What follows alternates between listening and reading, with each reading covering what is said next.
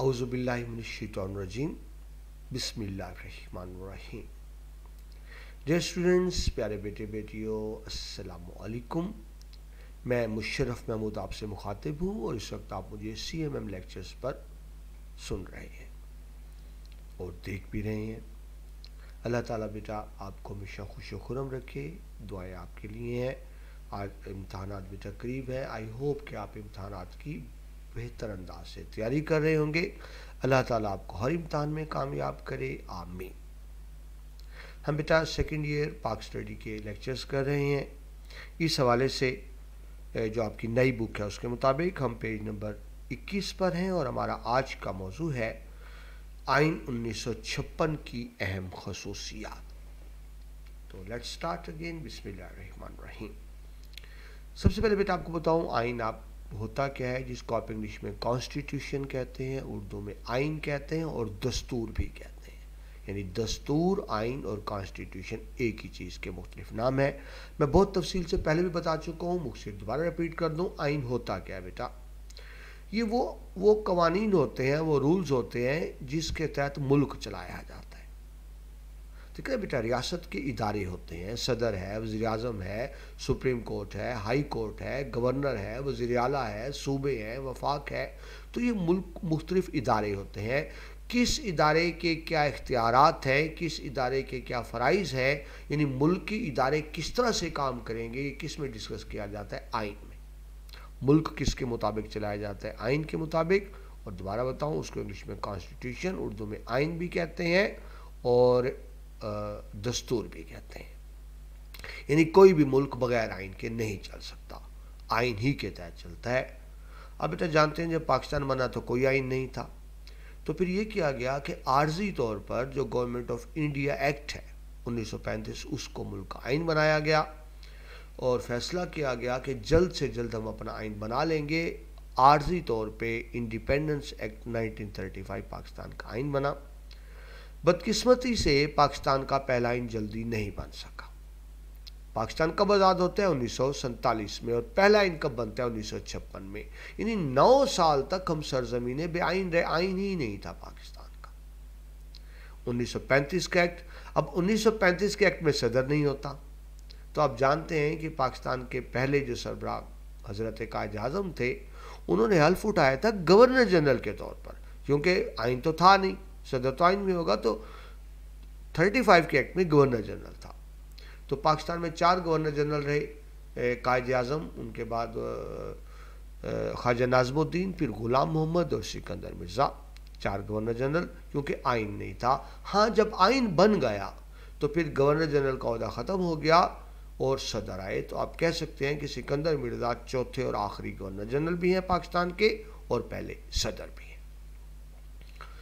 पहला आइन बेटा क्यों नहीं बन सका, बहुत सी वजूहात थी, मुश्किलात थी, मुहाजिरीन के मसाइल थे, पैसा नहीं था, बजट नहीं था, भारत की तरफ से भी मज़ामत थी, मसला कश्मीर पैदा हो गया। तो ये बहुत सी ऐसी वजूहात थी कि हम आइन पर तवज्जो नहीं दे सके। लेकिन बहरहाल जो पहला आइन बना 1956 में बना। चौधरी मोहम्मद अली उस वक्त पाकिस्तान के वज़ीर आज़म थे जिन्होंने आइन बनाया और गवर्नर जनरल सिकंदर मिर्ज़ा थे। आइन नाफिज करने के बाद सिकंदर मिर्ज़ा पाकिस्तान के सदर हुए और चौधरी मोहम्मद अली वज़ीर आज़म। ठीक है जी, ये तो इब्तदाई तारुफ था। और अब इसके मुताबिक हम आगे आपकी जो टेक्स्ट बुक पर चलते हैं उसके मुताबिक हम देखते हैं आइन 1956 की खसूसियात, salient features of the constitution 1956, जो पाकिस्तान का पहला आइन था। ठीक है जी, तो पहला पॉइंट तो आपको नज़र आ रहा है जो हाईलाइट किया हुआ है कि पाकिस्तान को अपने क़याम से ही आइन साजी में मुश्किलात का सामना रहा। वो क्या मुश्किलात थी बेटा, ये भी मैं आपको अभी मुख्तसर सी बताई हैं कि डिफरेंट वजूहात की बुनियाद पर हम आइन साजी की तरफ तवज्जो नहीं दे सके। ठीक है जी, अलबत्ता आइन साजी के हवाले से जो पहला काम किया गया वो क्या था, करारदाद मकासद की मंजूरी। यानी पाकिस्तान की आइनी तारीख में पहला काम ये हुआ है। करारदाद मकासद बेटा क्या थी, हम ये भी तफसील से देख चुके हैं, मुझसे सरवाइज कर दूँ आपको। यानी करारदाद मकासद ये था कि पाकिस्तान के आइन के लिए कुछ बुनियादी असूल। देखिए आइन तो बाद में बनेगा ना, लेकिन पहले कुछ बातें तय करनी पड़ेंगी कि पाकिस्तान का आइन कैसा होगा या पाकिस्तान के आइन को कैसा होना चाहिए। कुछ बुनियादी चीज़ें तय होंगी तो आइन बनेगा ना। तो वो जो बुनियादी चीज़ें थी उनको कहा गया करारदाद मकासद, इंग्लिश में आप कह सकते हैं ऑब्जेक्टिव रेजोल्यूशन 1949। पाकिस्तान के पहले वज़ीर आज़म लियाकत अली खान ने ये करारदाद मंजूर करवाई। इससे क्या फ़ायदा हुआ बेटा कि आइन साजी के लिए, पाकिस्तान का आइन बनाने के लिए एक गाइडलाइन मिल गई, एक रहनुमाई मिल गई कि इन असूलों के तहत आइन बनाया जाएगा। अब बेटा करारदाद मकासद के बुनियादी असूल क्या थे? उसमें इकरार किया गया कि कायनात अल्लाह ने बनाई, ये इक़्तिदार अल्लाह के पास होगा, हुक्म अल्लाह का होगा। पाकिस्तान के हुक्मरान अल्लाह के इख्तियारात को बतौर अमानत इस्तेमाल करेंगे, लेकिन क्योंकि इख्तियार है अल्लाह का तो हुक्म अल्लाह का होगा, यानी कुरान और सुन्नत के मुताबिक आइन होगा। रियासत, पार्लियामेंट, सदर वज़ीर आज़म ऐसा कोई कानून नहीं बना सकेंगे जो कुरान और सुन्नत के ख़िलाफ़ हो। ये किस में वाज़ह किया गया? करारदाद मकासद में। ये भी वाज़ह किया गया कि पाकिस्तान इस्लामी मुल्क होगा, इस्लाम सरकारी मज़हब होगा, और ये भी बताया गया कि इस मुल्क में जमहूरियत होगी, पार्लियामेंट्री सिस्टम होगा, पार्लियामेंट निज़ाम जिसमें वज़ीर आज़म चीफ एग्जीक्यूटिव होता है, और अक़लियतों को हकूक़ होंगे। ये भी तब बुनियादी बातें किस में थी? करारदाद मकासद में। तो जब आप पाकिस्तान की आइन साजी की बात करेंगे तो हमें कहाँ से शुरू करना पड़ेगा? करारदाद मकासद से। ये पहला स्टेप था जो पाकिस्तान के आइन के हवाले से उठाया गया। 9 साल के बाद बेटा पाकिस्तान का आइन बनता है 1956 में। 23 मार्च 1956 को पाकिस्तान के पहले आइन को नाफिज किया गया। ये पाकिस्तान का पहला आइन था, और इसके बाद ये हुआ कि गवर्नर जनरल का ओहदा ख़त्म हो गया, और अब गवर्नर जनरल जो शख्स सिकंदर मिर्ज़ा थे उन्होंने पाकिस्तान के सदर की हैसियत से सेल्फ उठाया। तो 9 साल की अनथक मेहनत के बाद पाकिस्तान का पहला आइन बनाया गया।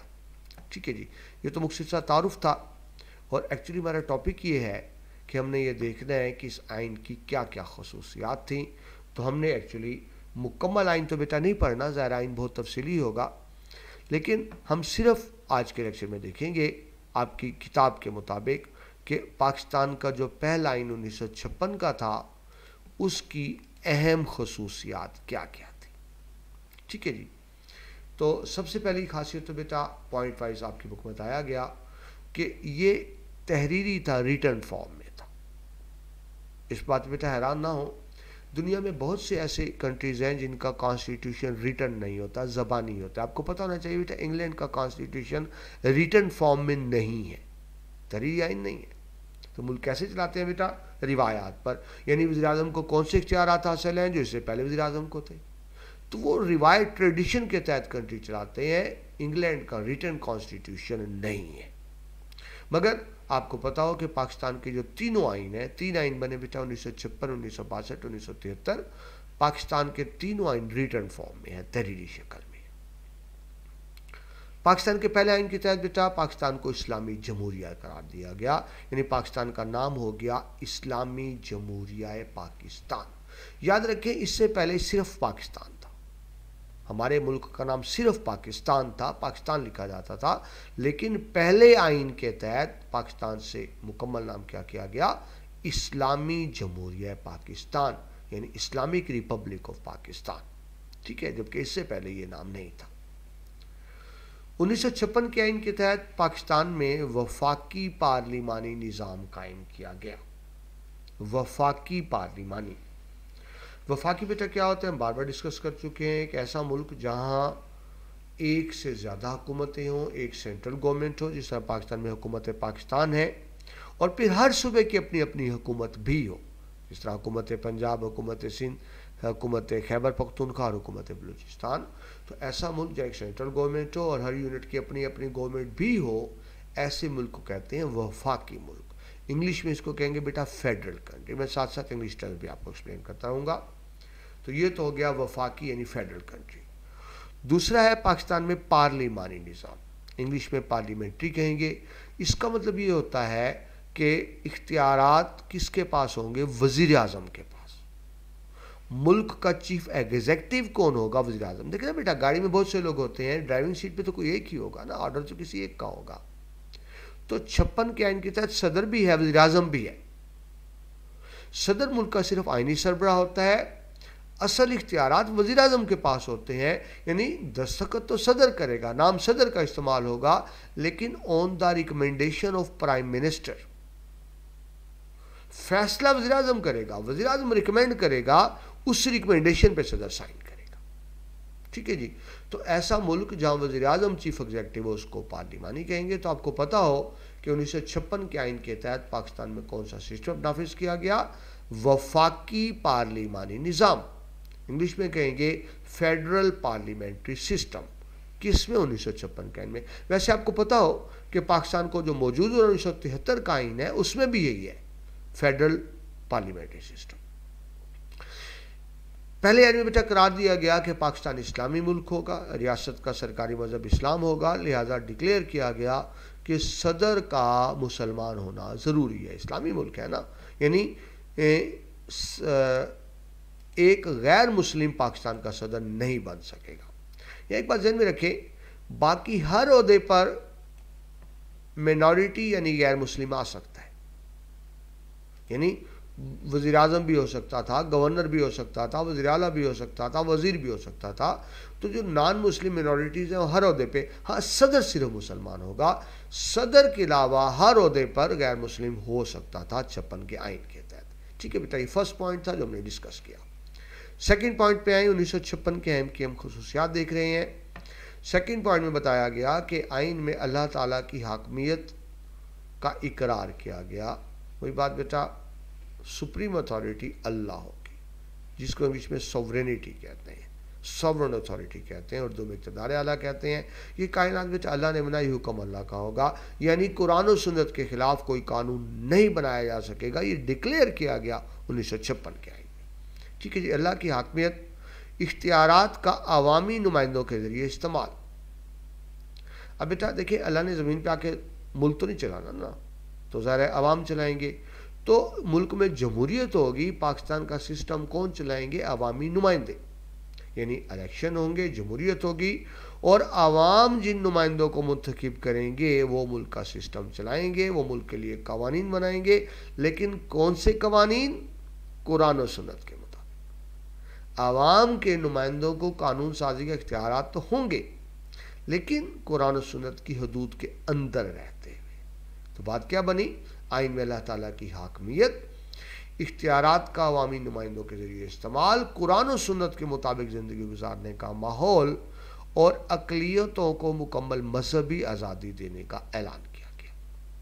अक़लियतें बेटा नॉन मुस्लिम जो मुसलमान के अलावा हैं उनको भी पूरी आज़ादी होगी। अक़लियतें अपने मज़हब के मुताबिक ज़िंदगी गुजार सकेंगी, वो अपनी तबलीग कर सकेंगी, अपनी इबादत गाहें बना सकेंगी। बेटा आपको पता है पाकिस्तान में अक़लियतें आज़ाद हैं, और अक़लियतों को कितने हकूक़ हैं इसकी मिसाल आप झंडे की ले लें। पाकिस्तानी फ्लैग, उसके 3/4 तो ग्रीन है, 1/4 वाइट है, यानी हमारे झंडे का 25% हिस्सा सफ़ेद है, जो नुमाइंदगी करता है अक़लियतों की, मिनॉरिटीज़ की। अब आपको पता हो पाकिस्तान में बेटा मिनॉरिटीज़ सिर्फ 3% है, यानी 100 में से 3 नॉन मुस्लिम है, तो एक्चुअल मिनॉरिटी 3% है, लेकिन झंडे में उनकी नुमाइंदगी 25% है। इस चीज़ का इजहार है कि पाकिस्तान में अक़लियतें हर लिहाज से मुकम्मल आज़ाद होंगी। ये बेटा किस में लिखा गया? 1956 के आइन में। हम पाकिस्तान का पहला आइन 1956 की अहम खुसूसियात पढ़ रहे हैं। आगे चले बेटा, पॉइंट नंबर 3।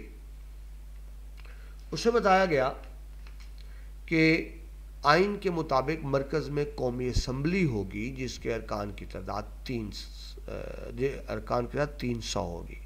बेटा पहले जो असम्बली थी उसको वफाकी असम्बली कहा जाता था, वफाकी असम्बली, लेकिन आइन में डिक्लेयर किया गया कि कौमी असम्बली होगी, जिसको 300 नेशनल असम्बली आप कह लें, मेंबरान 300 होंगे। और बेटा जब 1956 का आइन बना तो उस वक्त बांग्लादेश नहीं था बेटा, वो पाकिस्तान का हिस्सा था, वो ईस्ट पाकिस्तान था। पाकिस्तान 2 हिस्सों पे था, वेस्ट पाकिस्तान, ईस्ट पाकिस्तान। तो मौजूदा बांग्लादेश ईस्ट पाकिस्तान था। तो तय किया गया कि अरकान की तादाद तो 300 होगी, आधे वेस्ट पाकिस्तान से, आधे ईस्ट पाकिस्तान से, यानी 150 अरकान का इंतखाब मगरबी पाकिस्तान से किया जाएगा, और 150 अरकान का इंतखाब ही मशरक़ी पाकिस्तान से किया जाएगा। ठीक है जी। मज़ीद ये किया गया कि 10 सीटें ख़वातीन के लिए मखसूस होंगी, यानी असम्बली में ख़वातीन भी तो ना, सारे मर्द तो ना हो, तो 10 लाजमन ख़वातीन होंगी कौमी असम्बली में। और 10 किस तरह से होंगी? 5 मशरक़ी पाकिस्तान से, 5 मगरबी पाकिस्तान से। ठीक है बेटा, ये आपका तीसरा अहम पॉइंट है पाकिस्तान के पहले आइन 1956 के वाले से। आगे बढ़ते हैं फोर्थ पॉइंट। उससे बताया गया कि आइन में इस बात की निशानदही कर दी गई है कि शहरियों को बेहतरीन ज़िंदगी गुजारने और अपनी सलाहियतों के इजहार के लिए मुकम्मल शहरी हकूक़ फराहम किए जाएंगे। ठीक है जी, आवाम को हकूक़ हासिल होंगे। कौन से हकूक़ बेटा? वो आइन के अंदर डिक्लेयर कर दिया गया था, बता दिया गया था कि ये अवाम के बुनियादी हकूक़ हैं और वो हर शक्ल अवाम को दिए जाएंगे। अवाम से उनके बुनियादी हकूक़ छीने नहीं जा सकेंगे। वो बुनियादी हकूक़ क्या हो सकते हैं? ज़िंदगी का हक, यानी हर शख्स का हक है कि बाइज़्ज़त ज़िंदगी गुजारे, उसकी जान माल का तहफ़्फ़ुज़ हो। ठीक है जी, वो अपने राय का इज़हार कर सके, हुकूमत के ख़िलाफ़ है तो भी इज़हार कर सके। तो बहरहाल आगे डिटेल से भी देखेंगे कि जो अवामी हकूक़ हैं या इंसानी हकूक़ हैं, अवाम के बुनियादी हकूक़ हैं, तो फ़ैसला किया गया आइन के तहत कि वो अवाम को बुनियादी हकूक़ दिए जाएंगे और वो बुनियादी हकूक़ किसी भी शक्ल में अवाम से छीने नहीं जा सकेंगे। आगे चले बेटा, पॉइंट नंबर 5 आपकी बुक के मुताबिक उससे बताया गया कि इस बात की ज़मानत फराहम की गई कि अदलिया अपने फ़राज़ की अदायगी के लिए तमाम दबाव से आज़ाद होगी। यानी अदलिया बेटा गवर्नमेंट के अंडर नहीं होगी। जुडिशरी जो जजेस कहते हैं वो गवर्नमेंट के अंडर नहीं होंगी। क्यों बेटा? देखिए, अगर अदालतें गवर्नमेंट के अंडर हों तो फिर देखिए अदालतों में तो गवर्नमेंट के ख़िलाफ़ भी मुकदमात आते हैं। तो जब अदालत गवर्नमेंट के अंडर होगी तो फिर गवर्नमेंट के ख़िलाफ़ कैसे फ़ैसला कर सकती है, गवर्नमेंट के ख़िलाफ़ कैसे फ़ैसला सुन सकती है? लिहाजा हमारे आइन के तहत ज़हन में रखे बेटा, जुडिशरी आज़ाद है, वो गवर्नमेंट के अंडर नहीं होती, ताकि वो खुल के आज़ादाना फ़ैसले कर सके।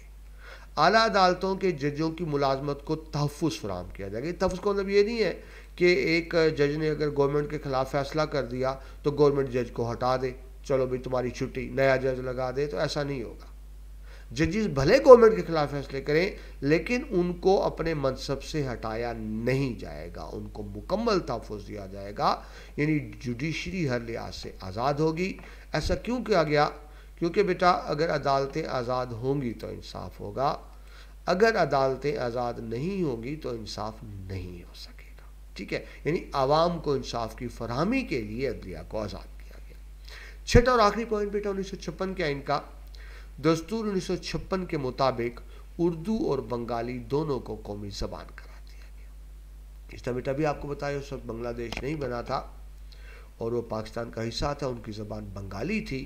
तो आइन 56 में तय कर लिया गया कि पाकिस्तान की दोनों सरकारी ज़बानें होंगी, उर्दू भी सरकारी ज़बान होगी और बंगाली भी पाकिस्तान की सरकारी ज़बान होगी। क्योंकि बेटा इस पाकिस्तान इनको बंगाली कहा है तो बंगाली ज़बान ही बोलते थे। ठीक है बेटा, आइन तो बहुत तफसीली है लेकिन हमने आपकी किताब के मुताबिक अहम दिफात का मुतालिया किया। 1956 के आइन की अहम दिफात ये बेटा आपसे पूछी जा सकती है, लॉन्ग क्वेश्चन में भी, शॉर्ट क्वेश्चन में भी। तो मैंने बुक की रीडिंग भी की है, एक एक लफ्ज़ को एक्सप्लेन किया और साथ वजाहत भी की है। उम्मीद है बेटा ये लेक्चर आपको पसंद आया होगा और अगर आपको पसंद आया है तो दोस्तों के साथ भी शेयर कीजिएगा ताकि इल्म का सिलसिला आगे से आगे बढ़ता रहे।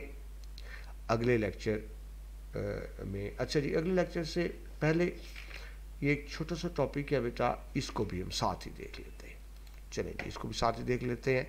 1956 का आइन बन गया तो नेक्स्ट देखिए 1956 के आइन की मनसूखी। बेटा इसी का हिस्सा है कि वो आइन बेटा जो 9 साल की मेहनतों से बना था, वो आइन जो बेटा 9 साल की मेहनत से बना था, बदकिस्मती देखें वो सिर्फ 2.5 साल नाफिज रहा, यानी 2 साल 7 माह नाफिज रहा और फिर आइन ख़त्म कर दिया गया। किसने बेटा ख़त्म कर दिया? जनरल अयूब खान ने बेटा मुल्क में मार्शल लॉ लगाया और आइन को ख़त्म कर दिया। तो अब ज़रा इसको भी देख लेते हैं क्योंकि इसी का हिस्सा है मनसूखी। ठीक है जी, तो जैसा बेटा अभी आपको मैंने बताया 1956 का आइन 9 साल की अनथक कोशिशों के बाद मंजूर हुआ था, लेकिन जो 9 साल की कोशिशों से बना वो सिर्फ 2.5 साल चला। ठीक है जी। और उसके बाद उस आइन को ख़त्म कर दिया गया। नेक्स्ट पॉइंट देखें, मगर पाकिस्तान के मखसूस हालात, मैं एक लफ्ज़ पढ़ रहा हूँ, सियासतदानों की बाहमी चपकलश, जमहूरी इदारों में फ़ौज और ब्यूरोक्रेसी की बेजा मुदाखलत और आला क़यादत के फुकदान ने आइन को ज़्यादा नहीं चलने दिया गया। आइन बेटा नाकाम हो गया। जो 9 साल बाद बना था सिर्फ 2.5 साल चला। क्यों? एक तो ये थे बेटा सियासतदान आपस में दस्तों गिरेबान थे, बाहम दस्तों गिरेबान, यानी वो जो होता है ना मिल्क के लिए, मुल्क के लिए कोशिश करना, वो नहीं था। पार्टीज़ के क्लैशेस बहुत ज़्यादा थे जिस वजह से आइन नाकाम हुआ। दूसरा बेटा फ़ौज का दखल बढ़ता चला गया। उस वक्त पहला आइन जब बेटा बना, सिकंदर मिर्ज़ा पाकिस्तान के सदर थे, जनरल अयूब खान आर्मी के चीफ थे और सियासत में फ़ौज की मुदाखलत शुरू हो चुकी थी। देखिए बेटा, फ़ौज का काम सियासत करना नहीं होता, फ़ौज का काम बॉर्डर्स की हिफाजत करना होता है। लेकिन फ़ौज की जब मुदाखलत होती है तो फिर बेटा ये जमहूरियत के लिए मसाइल पैदा होते हैं। तो फ़ौज की मुदाखलत भी शुरू हो चुकी थी और ब्यूरोक्रेसी की बेजा मुदाखलत, बेजा मतलब जो जायज़ नहीं थी। ब्यूरोक्रेसी बेटा किसको कहते हैं? जो गवर्नमेंट मुलाजिम आला दर्जे के, यानी बड़े आला दर्जे के जो सरकारी मुलाजमीन होते हैं उनको ब्यूरोक्रेसी कहते हैं, इंग्लिश में ब्यूरोक्रेट कहते हैं। तो मुल्क चलाना तो सियासतदानों का काम होता है ना। सियासतदान आपस में लड़ रहे हैं, फ़ौज ने भी मुदाखलत शुरू कर दी, बेजा गलत मुदाखलत, ब्यूरोक्रेसी ने भी मुदाखलत शुरू कर दी। और एक और बात बेटा कि मुल्क में लीडरशिप नहीं थी। कायद आज़म के इंतकाल के बाद और लियाकत अली खान की शहादत के बाद ये हकीकत है लीडरशिप नहीं मिली। मुल्क कब तरक्की करता है, आगे बढ़ता है, जब लीडरशिप हो। जब लीडरशिप ना रहे तो फिर जवाल होता है। तो बेटा प्रॉपर लीडरशिप नहीं थी, तो इसलिए भी मुल्क आगे नहीं बढ़ सका और आइन टूट गया। बहरहाल ये 56 का आइन 2 साल और 7 माह, 2.5 साल नाफिज रहा और जो इतनी मेहनत से बना था सिर्फ 2.5 साल रहा। और फिर वो अयूब खान बेटा जो भी बताया, जो पहले से मुदाखलत कर रहे थे, उन्होंने बाकायदा मुल्क में मार्शल लगा दिया, मार्शल फौजी हुकूमत, और फ़ौज ने हुकूमत संभाल ली। अब इंटरेस्टिंग बात देखें, एक्चुअली सदर सिकंदर मिर्ज़ा ने ही कहा था जनरल अयूब खान को कि मार्शल लगाएं, लेकिन जब मार्शल लग गया तो फिर उन्होंने सदर सिकंदर मिर्ज़ा से ज़बरदस्ती इस्तीफ़ा ले लिया और सारे इख्तियारात अयूब ने संभाल लिए। और क्या किया, वो 56 का आइन तोड़ दिया।